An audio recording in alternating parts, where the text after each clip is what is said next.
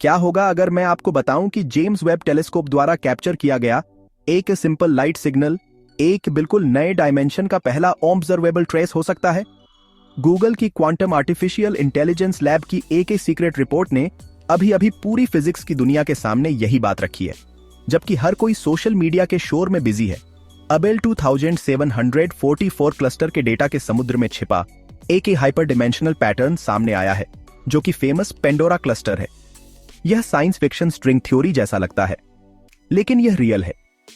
Quantum computing ने उन जगहों पर फ्रैकल्स पढ़ाए हैं जहां केवल कैओस होना चाहिए था। लाइट वेव्स जो खुद को कॉपी करती हैं, जैसे कि वे ऐसे कॉरिडोर में ट्रैवल कर रही हों जो हमारी छोटी 3 डायमेंशनल दुनिया में मौजूद ही नहीं है।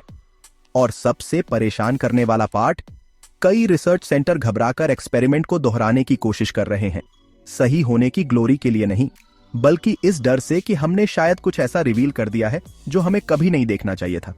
तो अगर आपको लगता है कि आप ब्लैक होल, बिग बैंग या कॉस्मिक रेडिएशन के बारे में सब कुछ समझते हैं, तो तैयार हो जाइए, क्योंकि आज आप डिस्कवर करेंगे कि स्पेस में हर छोटी लाइट एक फोल्डेड यूनिवर्स का सिर्फ टिप हो सकती है, एक छिपा हुआ कोड जो हर चीज के पीछे पल्स कर रहा है।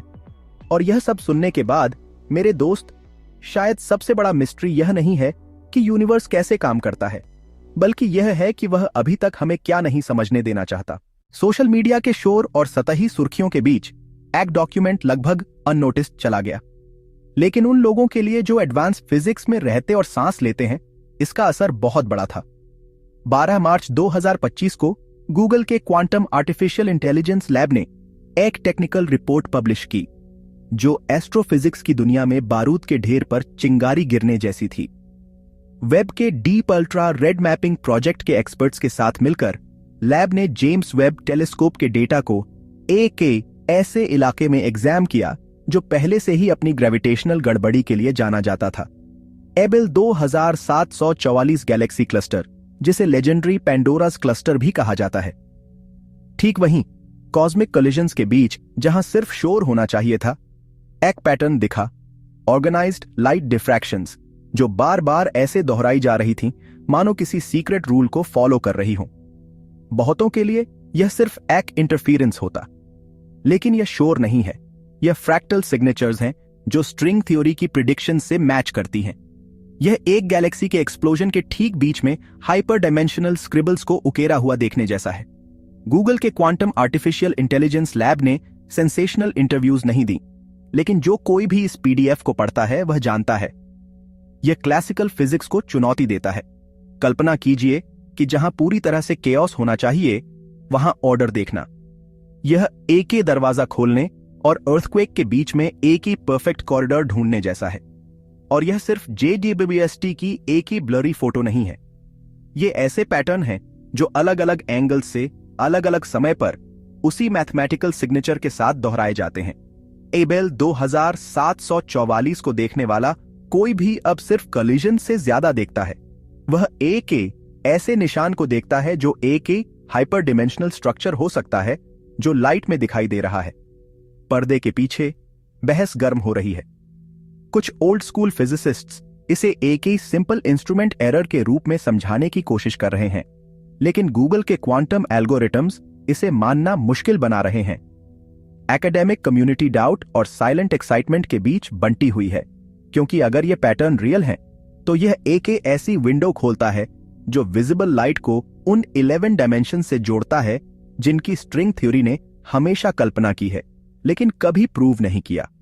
और यह सिर्फ पहली फुसफुसाहट है। अगर लाइट इस फ्रैक्टल को कैरी करती है तो और क्या छिपा हो सकता है।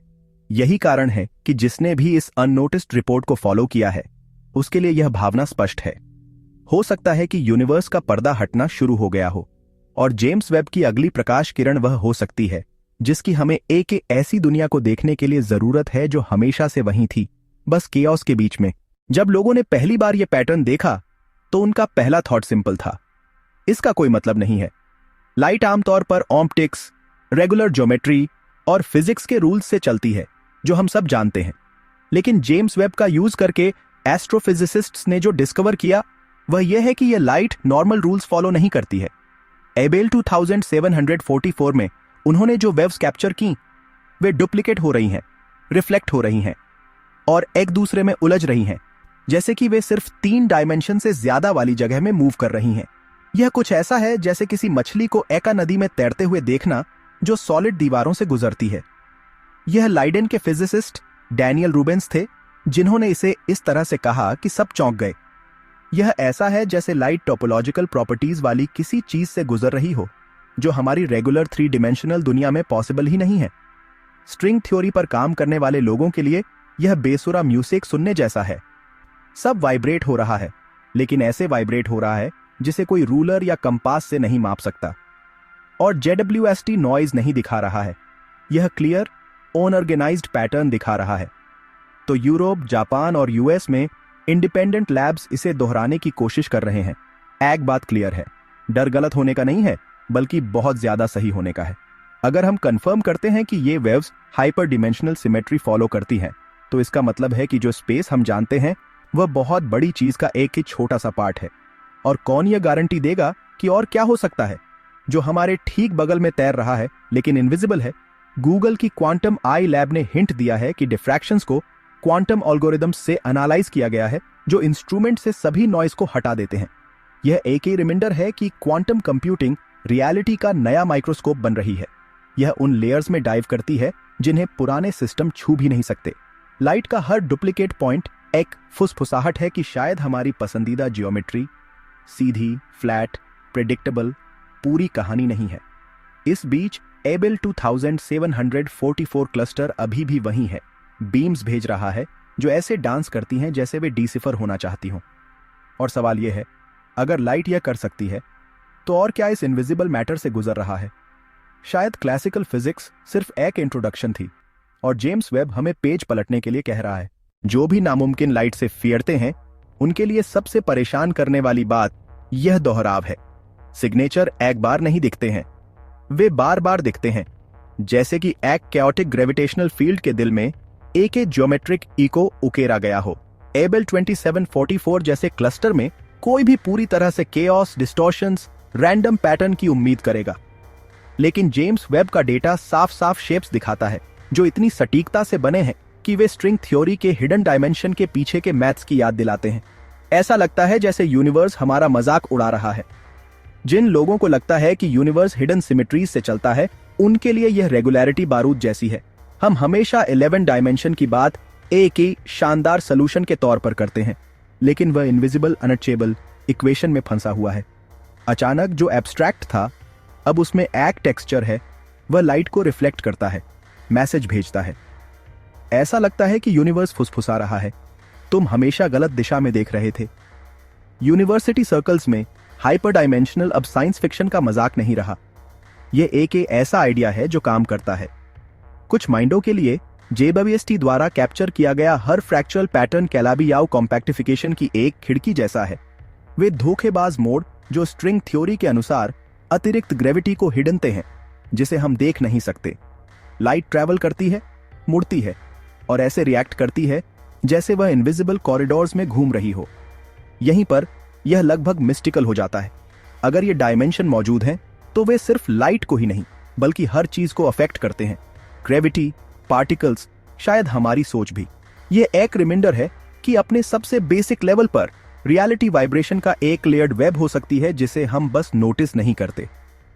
एबेल 2744 से लाइट की हर किरण एक ही कोड बन जाती है, किसी ऐसी चीज की गूंज जो वहां है लेकिन हमारी आंखें कभी देखना सीख नहीं पाई। तो जब गूगल क्वांटम AI लैब दूसरे जगहों के साथ डेटा शेयर कर रहा है तो सवाल उठता है, क्या ये हिडन डायमेंशन हमेशा से हमें इशारा कर रहे थे लेकिन हमारे पास उन्हें समझने के लिए सही क्वांटम टूल्स नहीं थे? शायद जेम्स वेब ने इस पर्दे में पहला छेद कर दिया है और अब जो दिखाया गया है उससे पीछे हटने का कोई रास्ता नहीं है। इस खोज के बीच में एक शांत लेकिन शक्तिशाली चीज है। गूगल के क्वांटम आर्टिफिशियल इंटेलिजेंस लैब ने जो क्वांटम एल्गोरिथम बनाया है, यह वही एल्गोरिथम है जिसने एक पर्दा फाड़ने वाली आंख का काम किया है। जेम्स वेब के डेटा को एक सुपरपोजिशन स्टेट में प्रोसेस किया है जिसे क्लासिक सिस्टम कभी सिमुलेट नहीं कर सकते थे। जबकि पारंपरिक कंप्यूटर एक एक करके विश्लेषण करते हैं, क्वांटम कंप्यूटिंग सब कुछ एक ही साथ करती है, जैसे कोड खुद उन परतों के अंदर सांस ले रहा हो जिन्हें वह उजागर करना चाहता है। विचार उतना ही सरल है जितना कि क्रूर। क्वांटम एल्गोरिथम ने अबेल 2744 से प्रकाश तरंगें लीं, शोर को फिल्टर किया, पैटर्न की पहचान की और जो वहां नहीं होना चाहिए था उसे उजागर किया।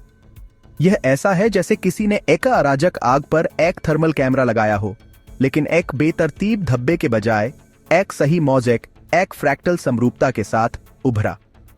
यहीं पर भौतिकी लड़खड़ाती है। गुरुत्वाकर्षण के भंवर में पैटर्न कहीं से भी नहीं आते हैं। गूगल के इंजीनियरों के लिए यह इस बात का प्रमाण है कि क्वांटम कंप्यूटिंग एक तकनीकी दौड़ से कहीं बढ़कर है। यह छिपी हुई वास्तविकताओं को समझने के लिए एक नया लेंस है। एल्गोरिथम ने सुपरपोजिशन स्टेट्स को पार कर यह पुष्टि की कि यह हस्ताक्षर यादृच्छिक उतार चढ़ाव नहीं है। जो दोहराया जाता है वह किसी कारण से दोहराया जाता है। या तो प्रकाश उन नियमों के साथ खेल रहा है जिन्हें हम जानते हैं, या हम कुछ अति आयामी का एक टुकड़ा देख रहे हैं। यदि कोई एल्गोरिथम इस तरह के पैटर्न का पता लगा सकता है, तो कौन कहता है कि और परतें प्रतीक्षा नहीं कर रही हैं? गूगल के क्वांटम आर्टिफिशियल इंटेलिजेंस लैब की टीम पर्दे के पीछे मानती है कि उन्होंने एबेल 2744 में जो देखा है वह जीवाश्म विकिरण, ब्लैक होल या यहां तक कि उप परमाणु कणों में दबे हुए कई कोडों में से पहला हो सकता है।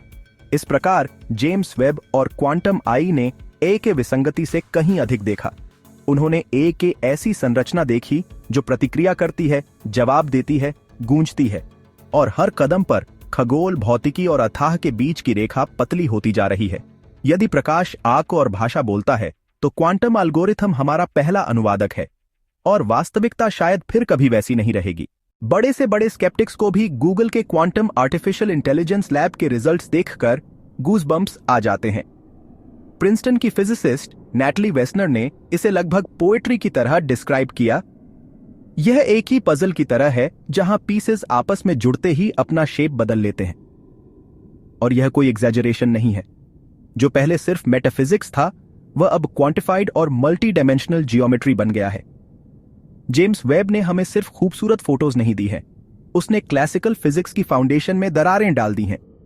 जिस जमीन पर हम चलते हैं वह भी हिलने लगती है जब हम यह आइडिया एक्सेप्ट करते हैं।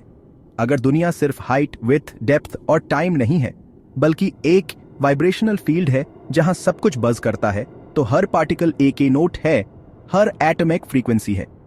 और अगर एबेल 2744 से आने वाली लाइट हमें हाइपर डिमेंशनल पैटर्न्स दिखाती है, तो इसका मतलब है कि हमारे फॉर्मूलास सिर्फ शैडो को डिस्क्राइब करते हैं, असली चीज को नहीं। यह एक ही सिंफनी को सिर्फ पानी में रिपल्स देखकर समझने जैसा है। स्ट्रिंग थ्योरी पढ़ने वालों के लिए यह आकी सपना और एक नाइटमेयर दोनों है, क्योंकि यह एक ऐसी चीज का दरवाजा खोलता है जो हाल तक मजाक थी, कि थॉट्स, इंटेंशंस और इमोशंस भी रियलिटी की अलग अलग लेयर्स में मेजरेबल इफेक्ट्स क्रिएट कर सकते हैं। फिजिक्स, फिलॉसफी और मेटाफिजिक्स के बीच की लाइन बस गायब हो रही है। क्वांटम कंप्यूटिंग वह माइक्रोस्कोप बन रहा है जो सॉलिड मैटर से परे वाइब्रेशंस को कैप्चर करता है। कुछ लोग क्रिटिसाइज कर सकते हैं, कह सकते हैं कि यह सिर्फ चार्लेटन्स के लिए एक ही प्लेग्राउंड है, लेकिन JWST द्वारा कैप्चर किए गए और क्वांटम एल्गोरिथम द्वारा डिकोड किए गए रिपेटिटिव पैटर्न्स चीप मेटाफिजिक्स नहीं हैं, वे कंक्रीट डेटा में रिकॉर्डेड सिमेट्रीज हैं। और जब नैटली वेस्नर कहती है कि पीसेस अपना शेप बदलते हैं, तो वह इस डर को समराइज करती है। शायद रियलिटी स्टेबल नहीं है, शायद यह एक ही डांस है जो हमारे ऑब्जर्व करने पर खुद को रीशेप करती है। तो गूगल का क्वांटम आर्टिफिशियल इंटेलिजेंस लैब सिर्फ कंप्यूटर्स की लिमिट्स को टेस्ट नहीं कर रहा है, यह उन फाउंडेशंस को छू रहा है जिन्हें हम समझते थे। और एबेल 2744 से ट्रैवल करने वाली हर लाइट बीम एक रिमाइंडर है। अगर यूनिवर्स वाइब्रेट करता है तो वह रिस्पॉन्ड भी करता है, और हम चाहे कितने भी एरोगेंट क्यों ना हो, शायद इस सिम्फनी में सिर्फ एक कॉर्ड है जो अभी अभी रेजोनेटिंग शुरू हुई है। जब हम क्वांटम फिजिक्स की बात करते हैं तो बहुत से लोग कॉन्शियसनेस के किसी भी जिक्र से घबरा जाते हैं, लेकिन गूगल की क्वांटम आई लैब को जेम्स वेब डेटा के साथ जो पैटर्न मिले हैं, खैर उसने उन्हें भी हिला दिया। अचानक जो कभी बस एक फुटनोट फिलॉसफी थी, वो फिर से लाइमलाइट में आ गई है। एक वाइब्रेंट रियलिटी का आइडिया जो ह्यूमन इंटेंशन पर रिएक्ट करती है। अब कोई सस्ती मिस्टिसिज्म नहीं है। यह स्वीडिश स्टार्टअप्स, बड़ी यूनिवर्सिटीज और IBM और फेर्मिलैब जैसे दिग्गजों के लिए एक रियल वर्किंग आइडिया है। एबेल 2744 में जो हुआ वह तो बस शुरुआत है। दुनिया भर की लैब्स में ब्रेन कंप्यूटर इंटरफेस को टेस्ट किया जा रहा है ताकि वे जिसे क्वांटम रेजोनेंस कहते हैं उसे चेक किया जा सके। ऐसी मशीनें जो इंटेंशन को महसूस कर सकती हैं। न्यूरोसाइंस और क्वांटम कंप्यूटिंग के मिलने का यह अगला स्टेप है। यह आइडिया कि दिमाग सिर्फ केमिस्ट्री और ब्रेन सिग्नल नहीं है बल्कि सुपर डिमेंशनल फील्ड्स में वाइब्रेशन भी है, यह समझने के नए रास्ते खोलता है कि क्यों छोटे सब एटॉमिक लेवल पर भी ऑब्जर्वर ऑब्जर्व की गई चीज को इफेक्ट करता हुआ लगता है। स्ट्रिंग थ्योरी ने हमेशा यह सजेस्ट किया है, लेकिन अब बातचीत को आगे बढ़ाने के लिए डेटा मौजूद है। अगर लाइट एक वाइब्रेटिंग स्ट्रक्चर के निशान रखती है तो शायद ह्यूमन ब्रेन या किसी भी तरह की कॉन्शियसनेस उसी फ्रीक्वेंसी पर वाइब्रेट करती है। और अगर सब कुछ एक ही साथ वाइब्रेट करता है तो हर चॉइस, हर फीलिंग, हर थॉट उस बड़े फील्ड में एक एक छोटा सा एडजस्टमेंट हो सकता है। पार्टिसिपेटरी कॉन्शियसनेस का आइडिया अब सिर्फ एक मेटाफर नहीं है, यह रियलिटी का ब्लूप्रिंट है। इस बीच गूगल की क्वांटम आई लैब दशकों के अनदेखे डेटा को फिर से एनालाइज कर रही है। और इसमें से क्या निकल रहा है? प्रतिध्वनियां, ऐसे पैटर्न जो ब्रह्मांड के अलग अलग हिस्सों में दिखाई देते हैं। इनमें से कुछ कैसिनी प्रोब से खोए हुए शोर जैसे लगते हैं, वोयाजर से इलेक्ट्रोमैग्नेटिक अजीबोगरीबी बैकग्राउंड रेडिएशन में रहस्यमय स्पाइक्स। यह एक स्पाइरल है जो जोड़ता है, वही लाइट, वही रिएक्शन, लेकिन ऐसी लेयर्स में जिन्हें क्वांटम आई के आने से पहले किसी ने जोड़ने के बारे में नहीं सोचा था। आखिर में शायद यह साबित करना मायने नहीं रखता कि ओन ऑब्जर्वर इफेक्ट करता है या नहीं, यह जानना है कि यह कितना आगे तक जाता है। मन, मशीन और पदार्थ के बीच की लाइन धुंधली हो रही है। और जेम्स वेब, अजीब बात है कि एक टेलीस्कोप वह आईना हो सकता है जिसने हमें दिखाया कि जब हम खाई में देखते हैं तो खाई न केवल हमें देखती है, यह हमारे साथ वाइब्रेट करती है। इतने सारे डेटा और थ्योरीज के बीच एक ही सवाल उठता है जिसे कई फिजिसिस्ट्स हमेशा टालने की कोशिश करते रहे हैं। क्या हम एक डायमेंशनल मैट्रिक्स के अंदर रहते हैं? जो लोग हालिया रिपोर्ट्स को फॉलो कर रहे हैं उनके लिए MIT ने कंफर्म किया है कि गूगल के क्वांटम आर्टिफिशियल इंटेलिजेंस लैब को जेम्स वेब से जो पैटर्न मिले हैं वे स्ट्रिंग थ्योरी के कैलाबी-याओ कॉम्पैक्टिफिकेशन से मैच करते हैं। इस तरह की डिटेल्स कुछ समय पहले साइंस फिक्शन फिल्म से निकली हुई लगती थीं। ये जियोमेट्रिक फोल्ड्स यह समझाने के लिए जरूरी हैं कि ग्रेविटी इतनी कमजोर क्यों लगती है। ये एक्स्ट्रा डायमेंशंस में फिल्टर हो जाती है, जैसे हवा दरारों से बाहर निकलती है और लाइट वो मैसेंजर जिसे JWST पढ़ता है उसी रास्ते पर चलती दिखती है। पल्स एक ही टाइम पर पहुंचते हैं, जैसे वे किसी इनविजिबल लेंस से गुजर रहे हों, हाइपर डायमेंशनल कॉरिडोर से गुजर रहे हों जिन्हें किसी ने छुआ नहीं है। एबेल 2744 में कैप्चर किया गया हर फ्रैक्टल इस बात की याद दिलाता है कि इक्वेशंस सही थीं, हमें बस ए के ट्रांसलेटर की जरूरत थी। यहीं पर ब्रेन्स का आइडिया, जिसे स्ट्रिंग थ्योरी में अक्सर बताया जाता है, फिर से सामने आता है। अगर हम एक ही बड़ी स्पेस में तैरती हुई मेम्ब्रेन पर रहते हैं तो हमारी 3 डायमेंशनल रियलिटी कुछ बहुत बड़े का एक छोटा सा हिस्सा है। गूगल का क्वांटम आर्टिफिशियल इंटेलिजेंस लैब अपने क्वांटम एल्गोरिथम के साथ शायद यह पहला संकेत पकड़ पाया है कि हम जितना सोचते हैं उससे ज्यादा लिमिटेड हैं, और साथ ही बाहर जो कुछ भी वाइब्रेट कर रहा है उससे ज्यादा कनेक्टेड है। जो लोग अभी भी सोचते हैं कि यह सब पागलपन है, बस याद रखें, यह सब शोर के रूप में शुरू हुआ था। दशकों पहले कॉस्मिक माइक्रोवेव बैकग्राउंड रेडिएशन को इग्नोर किया गया था, उसे इंटरफेरेंस कहा गया था। आज यह बिग बैंग का जीता जागता सबूत है। हो सकता है कि कुछ दशकों में जेम्स वेब द्वारा पाए गए ये फ्रैक्टल पैटर्न अगली बड़ी खोज बन जाए जो कॉस्मोलॉजी को फिर से लिख देगी। वह डिटेल जिसे किसी ने नोटिस नहीं किया लेकिन जो हमेशा फुसफुसाती रही। तो हर पैटर्न जो सामने आता है वह सिर्फ मैथ्स से ज्यादा है। यह ब्रह्मांड को डायमेंशंस के एक ही कनेक्टेड टेपेस्ट्री के रूप में देखने का एक ही इन्विटेशन है। और अगर ग्रेविटी, लाइट और कौन जाने शायद कॉन्शियसनेस भी इन लेयर्स में फिल्टर होती है, तो यह डायमेंशनल मैट्रिक्स सिर्फ रियल नहीं है, यह उसी की बुनियाद है जिसे हम रियलिटी कहते हैं। चाहे यह नया लगे, लेकिन यह डिमेंशनल फुसफुसाहट जो गूगल की क्वांटम आर्टिफिशियल इंटेलिजेंस लैब ने जेम्स वेब के साथ पकड़ी है, यह कहीं से भी नहीं आई है।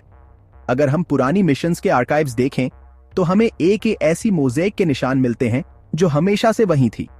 कैसिनी, वॉयेजर, यहां तक कि अपोलो 17 भी, सबने इलेक्ट्रोमैग्नेटिक अजीबोगरीब चीजें पकड़ी। ऐसी फ्लक्चुएशंस जो उस समय नॉइज, सेंसर इंटरफेरेंस, खराब डेटा कहकर आर्काइव कर दी गईं। हमारे पास बस इसे समझने की भाषा नहीं थी और शायद सुनने की हिम्मत भी नहीं थी।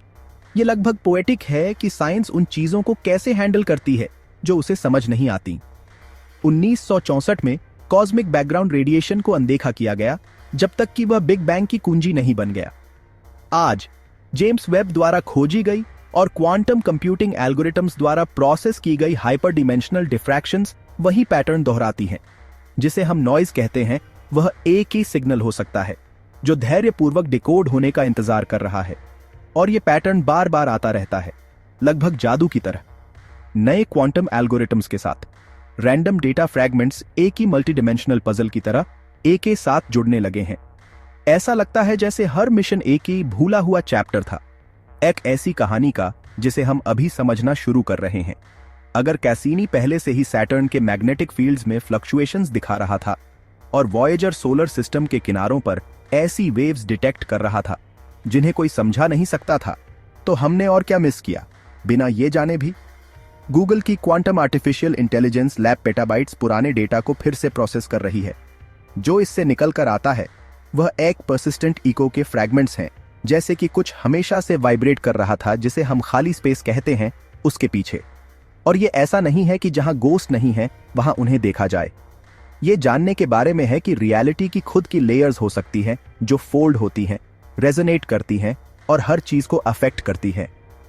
ये वो तरह की खोज है जो फिजिसिस्ट्स, इंजीनियर्स और यहां तक कि फिलोसोफर्स को एक दूसरे को अलग तरह से देखने पर मजबूर करती है। आखिर में सवाल मुश्किल है, हमने पहले ही कितने सिग्नल मिस कर दिए हैं? हर टुकड़ा जो हमें मिलता है वो एक ही और रिमाइंडर है कि एरोगेंस हाई एंड साइंस के साथ कभी अच्छा नहीं होता। और जैसे आज जेम्स वेब एबल 2744 के क्लस्टर से पर्दा उठा रहा है, वैसे ही अगले बड़े रहस्य का जवाब एक ही पुरानी धूल भरी आर्काइव में हो सकता है जो एक ही क्वांटम एल्गोरिथम के उसे आखिर में सुनने का इंतजार कर रहा है। अगर अब तक सब कुछ फिजिकल, मेजरेबल, जियोमेट्रिकल लगता था, तो इस खोज का असली असर बहुत गहरा है। ओब्जर्वर का रोल। गूगल की क्वांटम आर्टिफिशियल इंटेलिजेंस लैब को जेम्स वेब के डेटा में जो मिला वह कुछ ऐसा है जिसे बहुत लोग अनदेखा करना पसंद करते हैं। कॉन्शियसनेस का इन्फ्लुएंस। ग्लोबल कॉन्शियसनेस प्रोजेक्ट जैसे एक्सपेरिमेंट्स ने ग्लोबल इवेंट्स से पहले स्टैटिस्टिकल फ्लक्चुएशन दिखाए हैं। क्योटो में सब एटॉमिक पार्टिकल्स में अकॉस्टिक रेजोनेंस इस बात को कंफर्म करता है कि एनर्जी की छोटी से छोटी बीम भी फील करती है जब उसे ऑब्जर्व किया जाता है। यह ऐसा है जैसे हर हाइपर डायमेंशनल सिग्नेचर एक रिमाइंडर है कि हम सिर्फ यूनिवर्स को मेजर नहीं कर रहे हैं, बल्कि हम उसका हिस्सा हैं। जब क्वांटम कंप्यूटिंग ऐसे पैटर्न दिखाती है जो ऑब्जर्व न करने पर गायब हो जाते हैं, तो जो रियल है और जो इमेजिन किया गया है उसके बीच की लाइन बस मिट जाती है। अगर लाइट इनविजिबल कॉरिडोर में मुड़ती है तो कौन कहता है कि थॉट्स भी ऐसे ही रास्ते फॉलो नहीं करते? स्ट्रिंग थ्योरी के हिसाब से यह लगभग एक ही वाइब्रेशनल पोयम है। सब कुछ कनेक्ट होता है, सब कुछ मुड़ता है, सब कुछ रेजोनेट करता है।